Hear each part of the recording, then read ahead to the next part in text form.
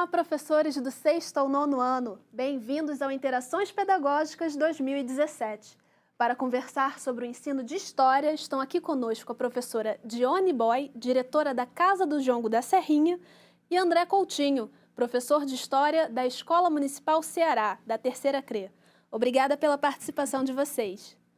Também temos professores de História da Rede Municipal de Educação na plateia para participar desta conversa. Obrigada pela presença e sejam todos muito bem-vindos. O Interações Pedagógicas começa mostrando o trabalho do professor André. Vamos ver?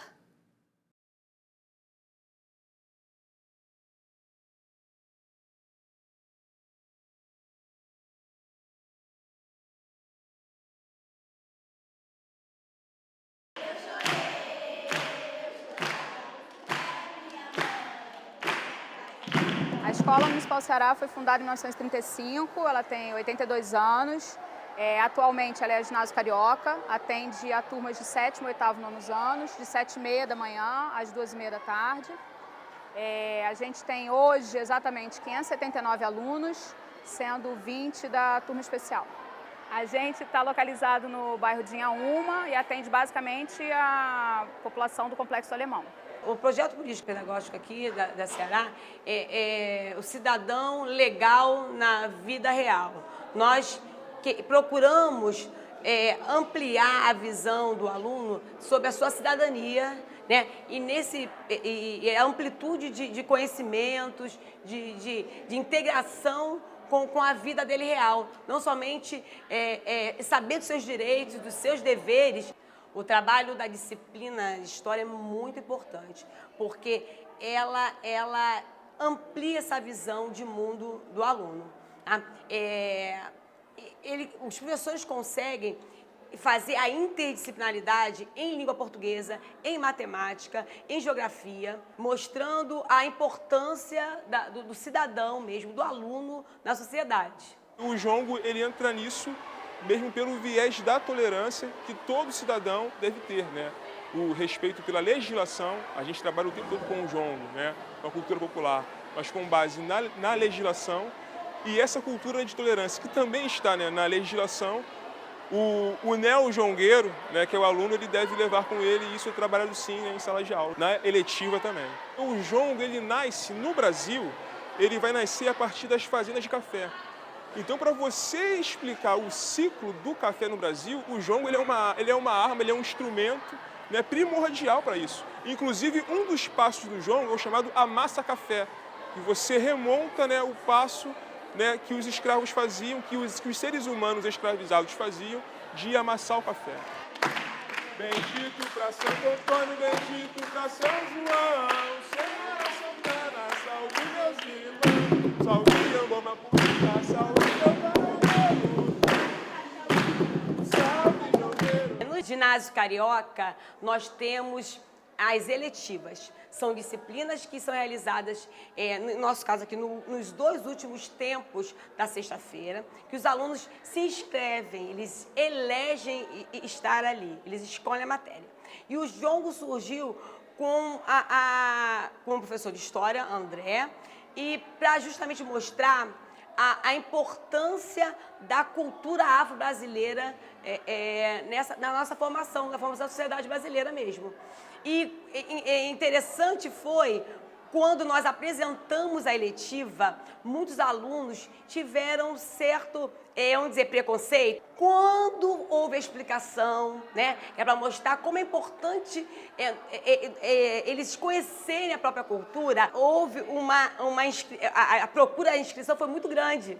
Como eu tinha que montar, né, essa disciplina eletiva, foi bastante propício eu montar, né, essa disciplina sobre o jongo, porque eu já tinha um trabalho, já frequentava muitas rodas de cultura popular e sempre me apaixonei por isso, né? E eu vi também a possibilidade de você trabalhar com a questão da intolerância, que embora pareça ser uma coisa muito simples, o simples fato de você ver meninas, né, com sede chita e turbante, isso no espaço escolar ainda é uma coisa, digamos, subversiva em certos contextos. Abre toda uma questão de trabalho a respeito, você tirar essa coisa, né, da demonização da cultura negra, da cultura afro-brasileira, né? e você começa trazer essa questão para o espaço escolar é muito importante. Você tem que entender que o seu aluno, ele está tendo uma reação de intolerância, mas ele é o menos culpado. O que existe por trás dele, né, quanto à formação, é que realmente está causando os danos. Então você deve trabalhar isso com muita paciência. Depois que você consegue transmitir isso, né, a coisa se estabelece, aí fica muito fácil você levar, é um enfrentamento, mas vale muito a pena você exercê-lo. A formação continuada ela é fundamental, até para você não cair de paraquedas numa cultura como o jongo que não é só dançar, você tem que ter uma série de respeito a comunidades tradicionais, quilombos, comunidades periféricas, e você não pode tratar essa cultura de qualquer forma.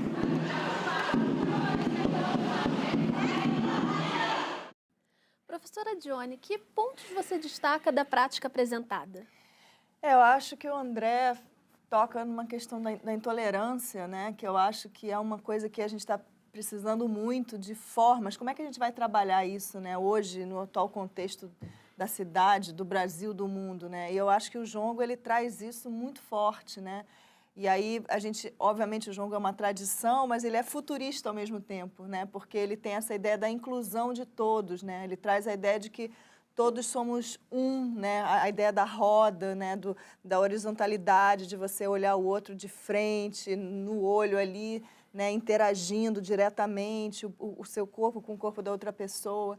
Então, o jongo traz essa ideia de que a gente está num lugar só, que a gente estar junto, que a gente tem que compartilhar e viver aquele momento junto, assim.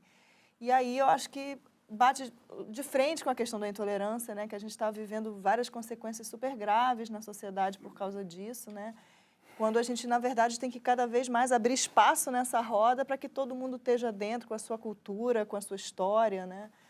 E também eu acho super importante, né, a própria história, né, quando você fala da plantação de café e você usa o passo do jongo, né, a massa café, né, tem a história, toda a história da escravidão, né, esse grande trauma da nossa sociedade, né, que ainda não foi superado totalmente, e a questão das favelas, da fundação das favelas da cidade, né, esses primeiros trabalhadores que trabalhavam no cais do porto e construíram seus bairros, né, então, assim, o jongo, ele é a pura história, né, você pode contar a história do Brasil toda, da cidade do Rio de Janeiro, só através dessa cultura, que na verdade é um complexo cultural, né? Que envolve culinária, dança, festa, religiões, enfim. Então, acho que e trazer isso para o ambiente escolar assim, é de uma riqueza, é uma ferramenta de superação social, eu acredito. Assim. Nós já temos algumas perguntas da plateia, então vamos ouvir. Primeira pergunta é da professora Caroline, da 8ª CRE. André, diante de tantos temas que você poderia trabalhar, por que o jongo? De onde surgiu o jongo especificamente? Surgiu primeiramente, né, da urgência, né, em você trabalhar, né, temas, né, a temática africana no Brasil, a temática afro-brasileira na escola.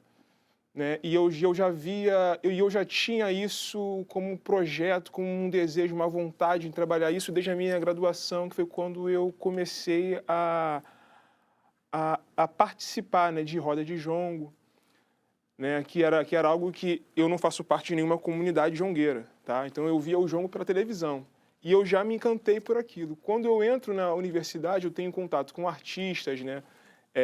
Encontros de jongueiros, membros de comunidades jongueiras, e ali eu fui não só participando das rodas, mas também, digamos, me capacitando, me formando, né, dentro dessa cultura. Quando eu vim trabalhar numa escola, né, de periferia, né, pública, e a Escola Ceará, né, é bom que se diga isso, é uma escola que potencializa muito a questão do projeto, aí a coisa casou perfeitamente e o projeto foi tocado. Vamos ouvir mais uma pergunta da plateia. Agora quem faz é o professor Fábio, da 8ª CRE. André, eu gostaria que você falasse um pouco para a gente das dificuldades que você encontrou, dos obstáculos, se é que houve, que você falasse um pouco para a gente das dificuldades que você encontrou na implementação do seu projeto na escola, lá na Escola Ceará. Um excelente projeto, por sinal. Bom, assim, as dificuldades foram muitas, né, Fábio?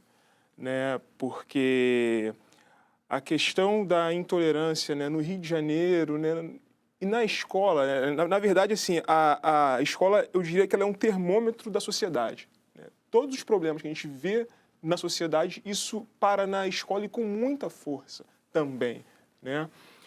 E esse clima de intolerância, né, com a temática africana, né, demonização, né, foi uma dificuldade. Os alunos não reagiram bem inicialmente, né, os próprios alunos, né, até mesmo a vizinhança do entorno da escola também tentou fazer uma reação.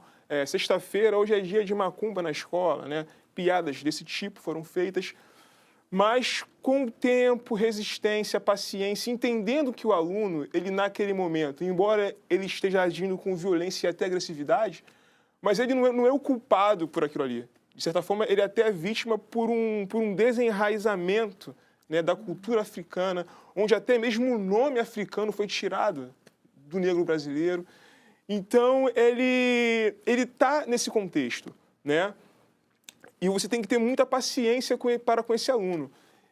Lógico que é uma paciência proativa, né? Você não pode também ficar parado esperando, né, recebendo todo tipo de agressão. Mas com muito diálogo, o projeto foi acontecendo. Não vou dizer, não estou vendendo, né, mil maravilhas, que não há qualquer tipo de problema hoje na Escola Ceará e que o Jongo resolveu todo tipo de questão de intolerância, né? Mas hoje o Jongo na escola... África no Brasil é uma realidade, e não somente com o Jongo, mas com outros projetos que a Escola Ceará também realiza. Professora Dione, você quer comentar um pouco também sobre como os professores podem enfrentar essas possíveis dificuldades na hora de trabalhar um assunto como o Jongo? Eu acho que o Jongo, ele traz essa consciência sobre a cultura africana, de matriz africana, sobre a história do Brasil, sobre essa diáspora negra que houve. Então, eu acho que a partir do momento que a pessoa tem consciência, tem informação, ela está totalmente empoderada para dialogar, né? Eu acho que o que nós buscamos como educadores, né, tanto na rede municipal e na Casa do Jongo, né, que a gente faz um trabalho complementar, né, é a gente conseguir dialogar. Eu ouvir você, o seu ponto de vista, você ouvir o meu, e a gente, nessa troca, né, com muito respeito, a gente consegue chegar num lugar que é um lugar de inclusão, né? Porque eu acho que o Estado brasileiro, assim, sempre teve uma prática de exclusão, né? A gente viu isso acontecendo, né? Toda essa história da escravidão foi uma imensa exclusão, né? Então, acho que agora a gente está num outro momento, né? E quando você fala do neo-jongueiro, é muito bom, né? Porque eu acho que somos todos neo-jongueiros, né? Quer dizer, então a gente tem que praticar essa inclusão, né? A inclusão de que forma? Trazendo as pessoas para aquela cultura, né? Porque a cultura é algo que abarca todo mundo, né? A cultura não é nem só arte, nem só religião, nem só... Ela é um complexo de coisas, né? Então, todo mundo tem um espaço ali para se desenvolver, para receber informações do outro, coisas que você não teria sozinho, mas que aquela outra pessoa te traz e aquilo te transforma, e assim a gente vai crescendo como ser humano, né? Eu acho que, assim, nós educadores temos esse lugar de acolher, de incluir e de ouvir, né, o que o outro tá trazendo, assim, né? Tá ótimo. Vamos ouvir mais uma pergunta da plateia. Agora quem faz é a professora Karine, da 11ª CRE. André, você comentou bastante a respeito das barreiras que você enfrentou em relação aos alunos, à comunidade. Eu queria que você comentasse um pouquinho agora a respeito das suas barreiras. Quando nós vamos propor uma novidade, um novo na escola, nós temos os nossos próprios preconceitos, os nossos próprios medos em relação ao que o aluno vai produzir, ao que realmente vai acontecer quando a gente propõe uma novidade. Queria que você falasse para a gente da sua experiência. Como foi a sua experiência ao propor essa novidade na escola? Bem, a minha experiência, né, a primeira coisa é a barreira mesmo da aceitação perante a comunidade escolar, perante aos alunos, né? Essa é a grande barreira. E aí a ação primeira foi conversar, né, com a direção, né, à época a dona Isaura, até mandar um beijo para ela, né? Primeiro foi, então, conversar, né, com a direção sobre quais eram as intenções do projeto e fazer com que toda a comunidade escolar, equipe escolar, né, fechasse e entendesse, né, o projeto, a sua importância, né, e fechasse com a ideia. Porque não adianta você introduzir um projeto como esse sobre África, sobre africanidades, e você ver, por exemplo, para ser bem simplista, professores ou então algum membro da própria equipe escolar fazer uma piada. Nada contra a piada, eu não estou aqui para ser um julgador, né, do tal politicamente correto, o que se pode e o que não pode. Só que isso acaba atrapalhando, sim, a prática, né? E aí todo um trabalho pode ser jogado fora. Então, é necessário que a comunidade escolar tenha um entendimento da importância e evite certos comentários que pode gerar problemas, né, do muito além desse neologismo que se fala agora, que é o tal politicamente correto, né? Professora Johnny, o que os professores devem levar em consideração na hora de montar o planejamento da aula deles, né? Por exemplo, para incluir o jongo ou algum outro trabalho sobre temática africana, o que os professores devem levar em consideração na hora desse planejamento? O jongo, eu acho que tem uma questão que o André falou, né, que é essa convivência, né, com os jongueiros, com as culturas de matriz africana. Eu acho que essa vivência, porque o jongo é uma vivência, é uma experiência, né? Ele, assim como a sua aula não acontece dentro de uma sala de aula, né? O jongo, ele é do mundo, assim, né? Então, eu acho que essa experiência, essa troca é muito importante, sobretudo porque o jongo tem uma reverência aos mais velhos, né? Então, lá na Serrinha, por exemplo, a gente tem a tia Maria do jongo, que esse ano vai fazer 97 anos, super incrível, nossa mentora, assim, né? E a convivência com a tia Maria é uma coisa riquíssima, né? Porque ela traz muita informação no corpo dela, no que ela fala, no tempo dela, no que ela escolhe para fazer, para onde estar, o que comer, né? Então, isso a gente fica... Só de observar a tia Maria já é uma aula, né? E assim vão vindo os novos mestres jongueiros, né? As novas gerações, então eu acho essa convivência super importante. Uma outra coisa que eu acho que faz parte do jongo, né? Que uma vez... quando o jongo foi tombado pelo IPHAN, ele falou assim, bom, o jongo foi tombado como patrimônio imaterial. Agora, o que vocês preservam? O que o jongo preserva, né? O que ele traz ali que deve ser preservado para o mundo, para a vida, né? Então, acho que essa relação com os mais velhos, né? O mais velho como uma espécie de biblioteca ambulante, né? O griot, né? Africano, né? Isso é uma coisa muito importante na nossa sociedade hoje, que valoriza demais o jovem. É claro que o jovem é super importante, mas também a gente precisa das duas coisas, né? A valorização dos mais velhos, dessa sabedoria, do acúmulo da experiência, né? E acho que a relação com a natureza é muito forte, muito importante, né? O chão, né? Muitas letras de jongo falam desse cotidiano da fazenda, da relação do plantar, do colher, do tempo, da terra, do fruto, dos pássaros, enfim. E eu acho que isso é um contato que também é muito importante, que a gente precisa trazer isso, né, à tona, assim, nessa sociedade da gente eletrônica, virtual, do tempo corrido, né? Então, acho que isso é super importante. Desculpa, Gia. Não, e a questão do respeito aos mais velhos, né, é muito importante, né, e o jongo traz isso. Né? Tem um jongo de despedida que vai pedindo a bênção, né? Aí a gente pede a bênção à tia Maria, né, ao mestre Darcy, né, que é um legado, né, para o jongo. Aos próprios familiares, né? Aos familiares. Meu tio, a minha avó. E na escola, nesse momento, além de, logicamente, né, pedir a bênção, né, à tia Maria, né, ao mestre Darcy, pelo seu trabalho, a gente também pede bênção à equipe escolar, aos mais velhos da escola, né? Então, nesse momento, a gente para um pouco e pede a bênção, né, à dona Ana Carla, que é a nossa diretora, né, à dona Kátia, que é a coordenadora, e essa juventude ela está precisando de resgatar esses valores, que na verdade são valores que pertencem a ela, né? O respeito ao mais velho, o ato de pedir a bênção, tudo isso são características da cultura nossa, né, que é deles também. Né? E a escola trabalhar esses valores, eu acho que é muito importante. Muito além, logicamente, isso. do jongo como patrimônio, né? Isso é um tema que me toca muito, porque eu acho que na linha de frente para a educação, de uma educação para o patrimônio, a escola tem que ser protagonista e tem que ser linha de frente, né, nesse processo. A escola está situada em Inhaúma, né, numa região próxima ao que foi um dia o Engenho da Rainha. Então, assim, casarões que haviam na região, plantações, né, de palmeiras imperiais, né? casas coloniais, tudo isso está se perdendo, né? E além, claro, da questão mesmo do patrimônio imaterial. O Morro do Engenho da Rainha, né, que é ali perto, eu fiz uma pesquisa com moradores antigos do bairro e eu descobri que o Morro do Engenho da Rainha fica bem próximo, né, à Escola Ceará. Tinha o Jaú do Jongo, que era um baleiro, um doceiro que percorria a região inteira, que fazia jongo, e ele era conhecido como Jaú do Jongo, né? Então, você resgatar também, né, essa história, né, e a escola trabalhar mesmo como linha de frente da preservação do patrimônio e de uma educação para o patrimônio, isso é muito importante.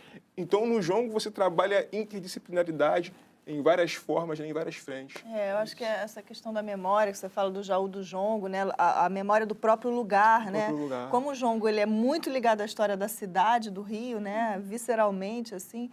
Então, se você buscar, você vai achar um jongueiro, né? Porque o jongo é tido como o pai do samba carioca, né? Então, quase que estava em toda parte. Então, Exato. isso traz a memória do lugar e a memória traz a consciência sobre o que você é.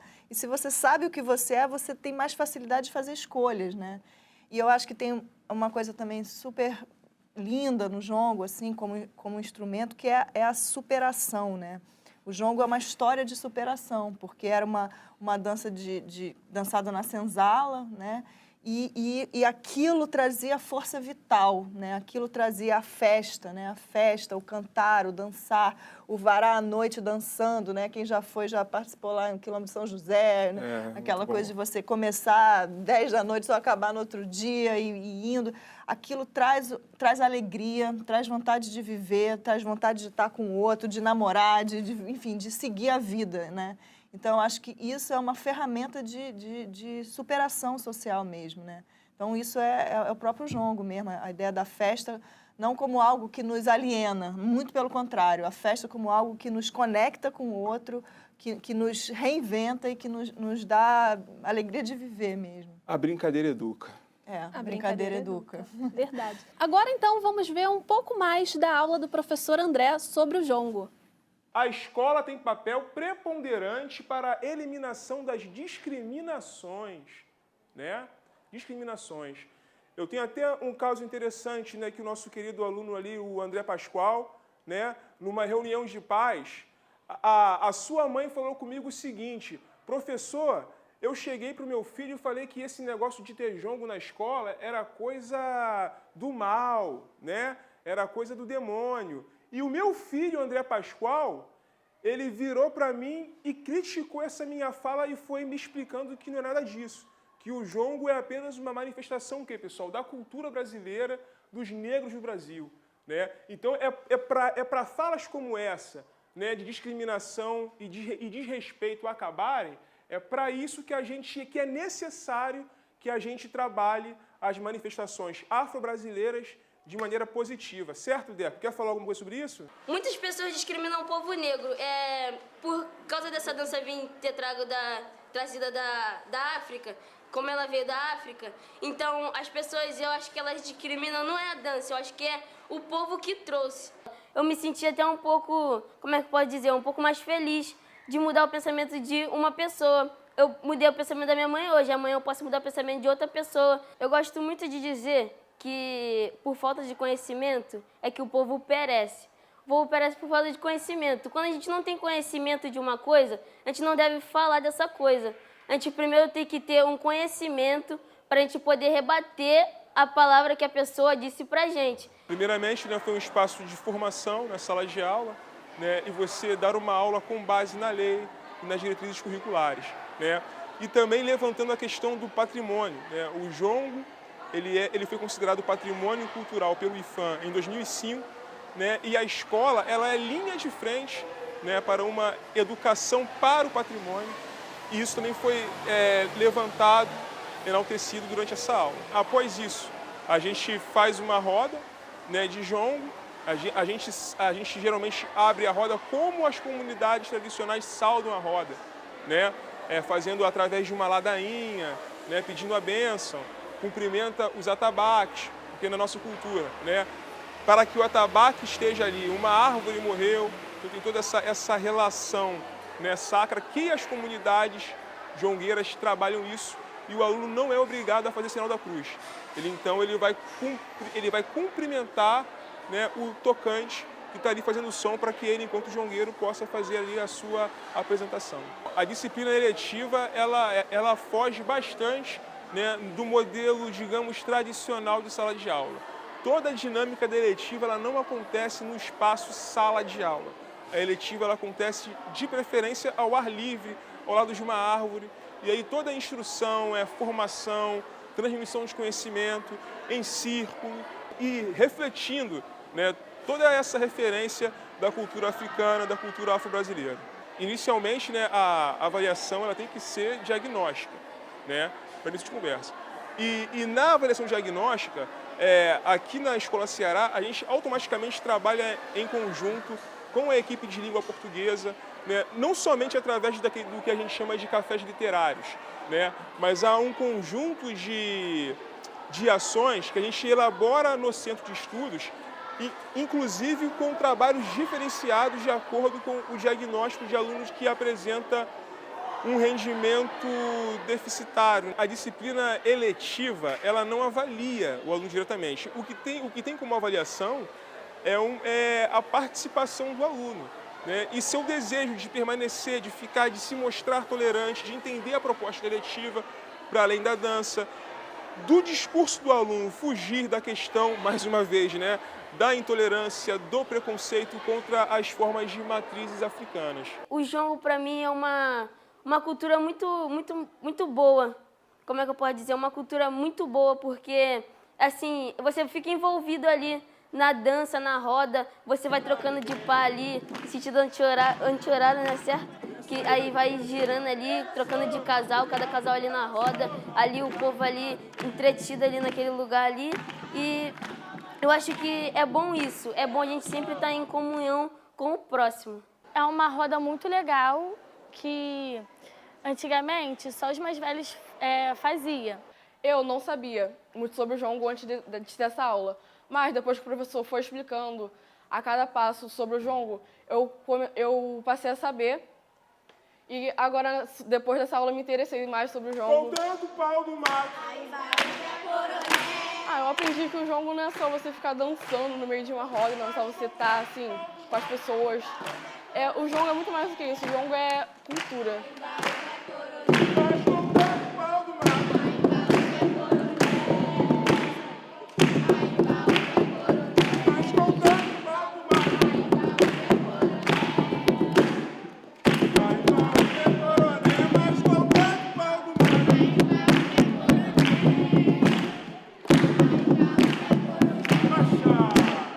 Professora Dione, o que você ressalta nesse segundo momento da aula do professor André?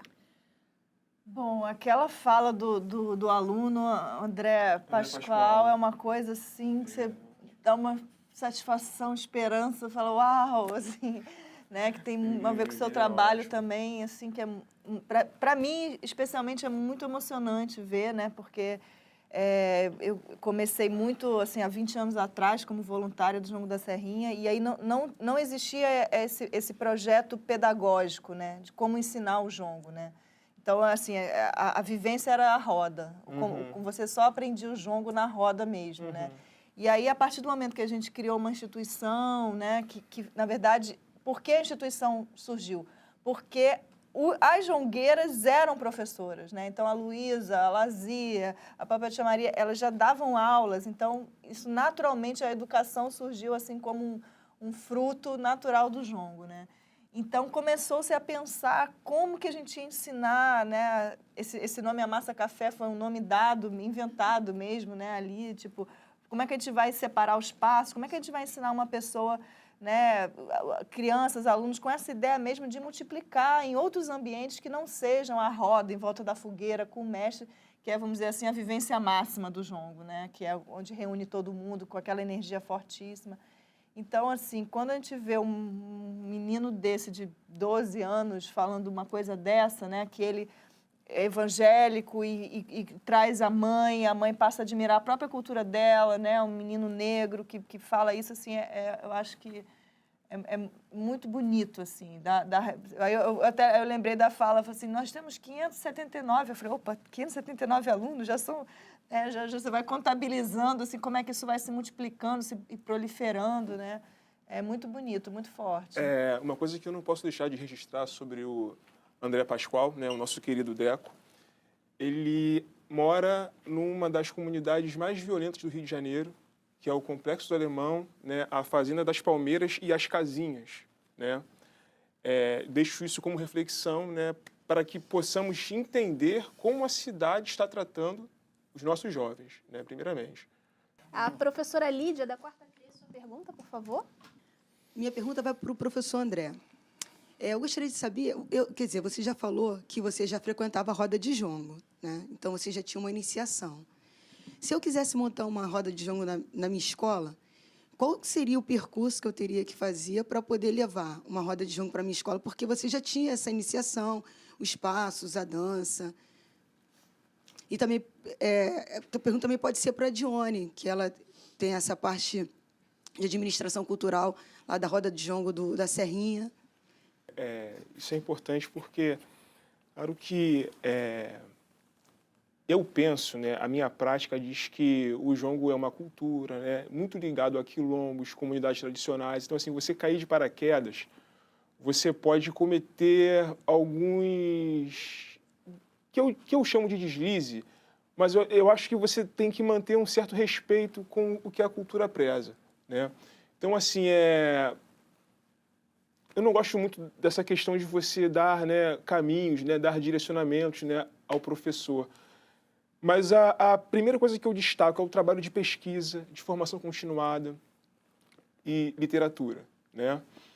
Depois, uma articulação com os jongueiros, né? A minha articulação começou, né, nas rodas de rua, né? É bom que se destaque que o jongo começa, né? O jongo começa nos quintais das casas, né? Depois, com o mestre Darcy, né, um trabalho de preservação e manutenção do jongo. Ele faz uma articulação, né, com artistas, com universitários, e o jongo começa a ganhar as ruas. Então, assim, o meu contato com o jongo começou nas ruas, né? Nas apresentações de rua, no jongo de rua. E no jongo de rua eu fui conhecendo artistas e também membros, né, de comunidades jongueiras. Eu, por exemplo, para fazer esse trabalho, eu tenho, né, uma assessoria com um produtor cultural chamado Dário Firmino, que é da comunidade da Serrinha. Então, para eu realizar esse trabalho, eu me articulei junto a ele, junto a essa articulação, participação nas rodas, trabalho de pesquisa, eventos, seminários, para você dar um trabalho realmente de qualidade, né? A gente no jongo costuma dizer o seguinte, tem um verso de jongo que fala barata na parede, segredo de mais velho, barata sabe tudo. Ou seja, barata é a pessoa que geralmente, né, no jongo, a pessoa cai de paraquedas, escuta aqui, escuta ali, já sai querendo reproduzir. E nessa reprodução, porque a cultura negra a gente faz qualquer coisa, né? Não precisa de formação, não precisa estudar, não precisa... É só chegar e fazer, né? Então, para a gente ter esse cuidado com a cultura, é necessário, sim, leitura, é necessário, sim, articulação, formação continuada, articulação com as comunidades jongueiras, com membros dessa comunidade. Isso eu acho primordial. A minha prática preza bastante por isso. Por causa do nosso horário, vamos dar prosseguimento? Temos mais uma pergunta da plateia. Quem vai fazer é o professor Fernando, da terceira CRE.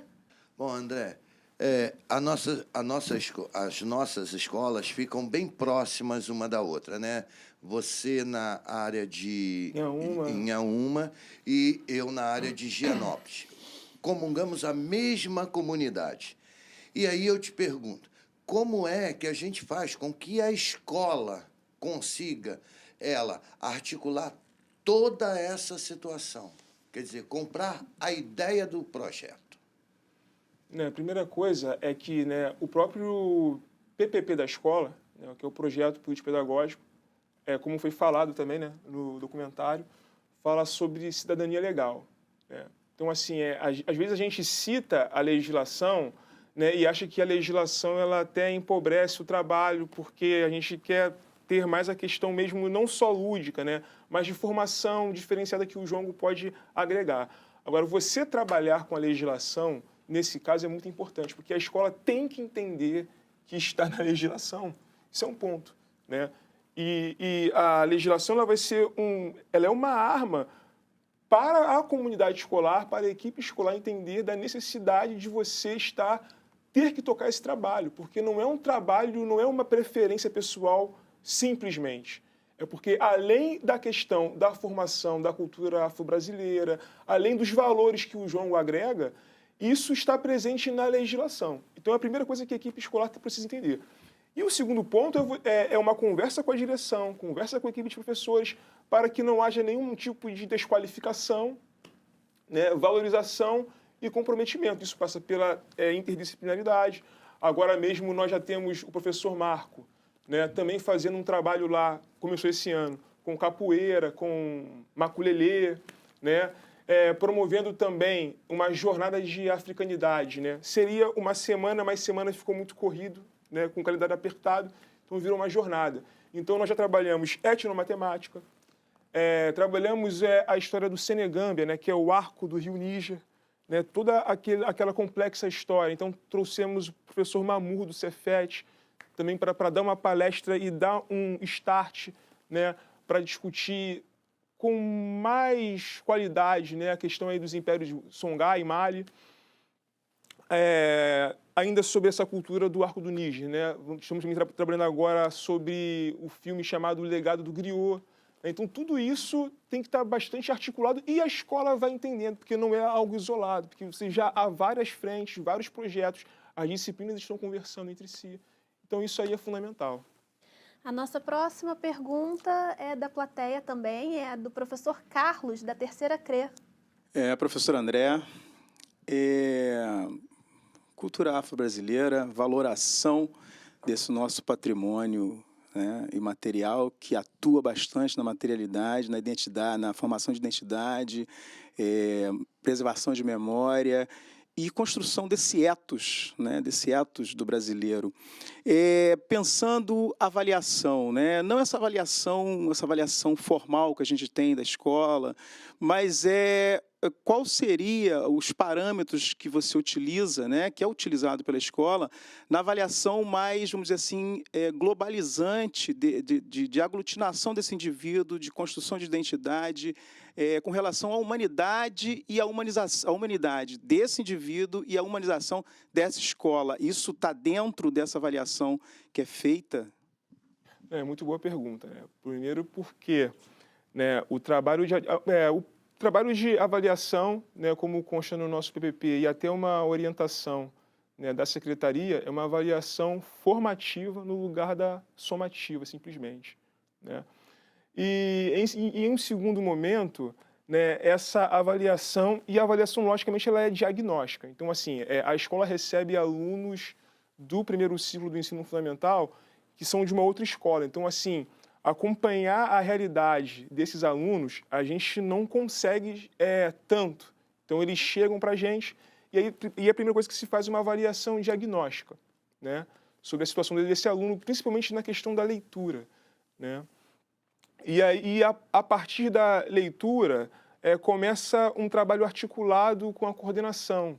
Né. A nossa coordenadora, Kátia Labolita, ela tem um trabalho muito bom, né, de letramento, né, onde, quando se percebe, né, que o aluno ele tem uma dificuldade com a questão da leitura, isso é perceptível, porque o aluno ele não tem um caderno organizado, né, ele começa a reagir, quando ele percebe a defasagem, ele começa a agir agressivamente quando vê um colega rendendo melhor.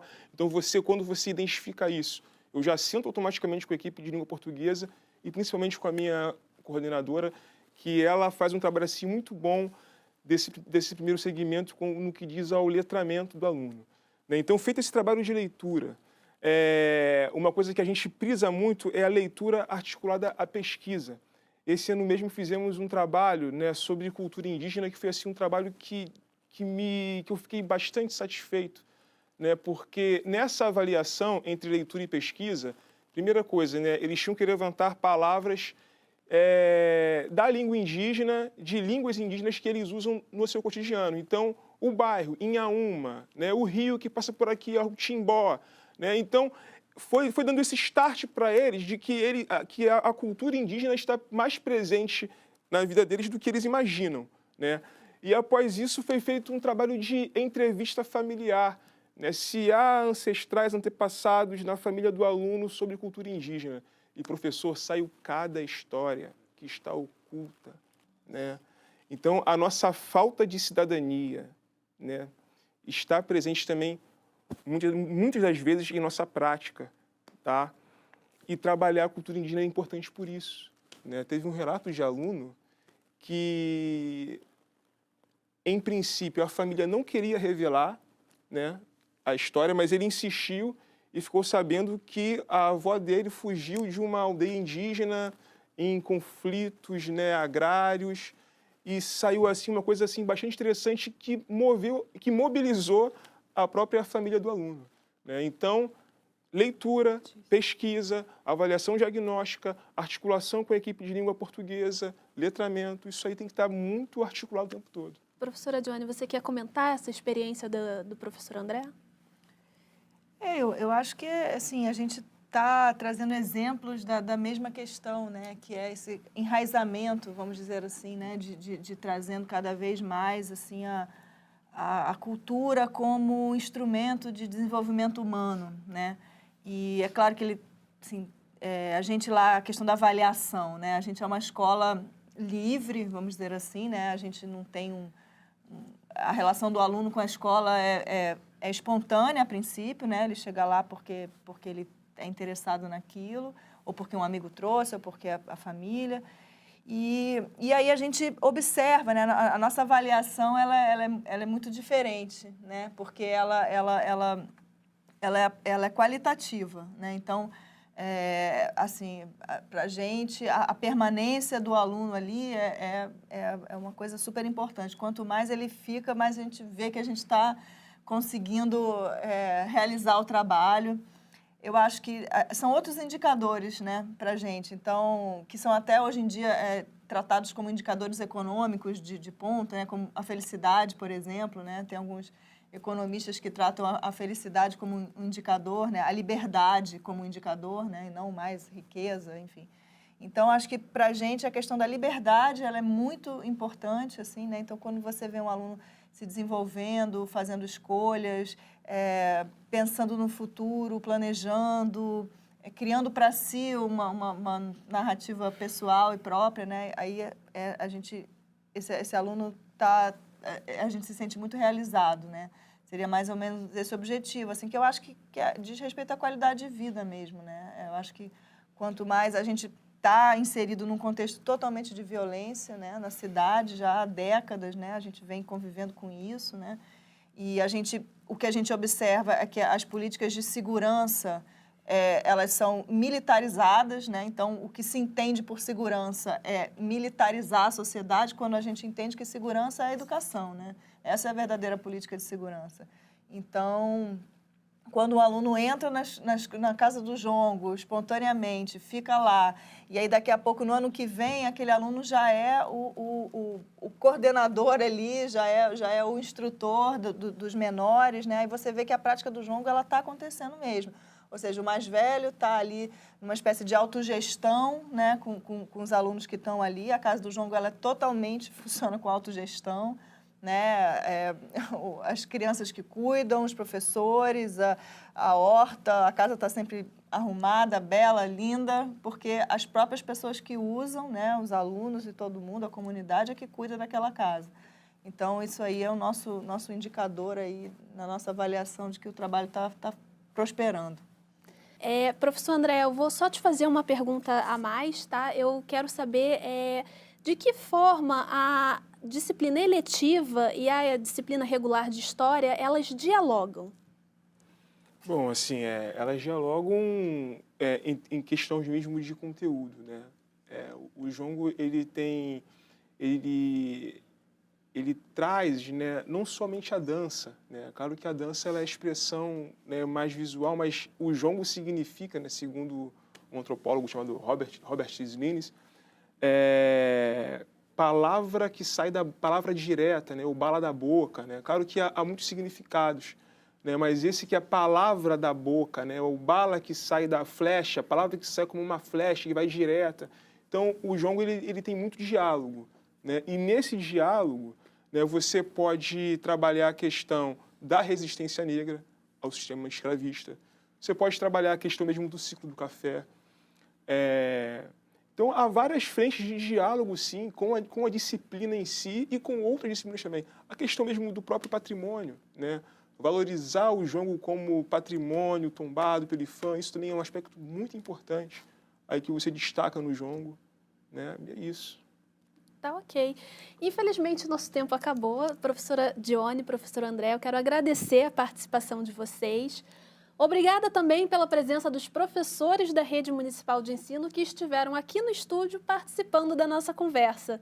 E a gente se despede deixando os pontos que devem nortear a discussão na sua escola. Obrigada e até a próxima!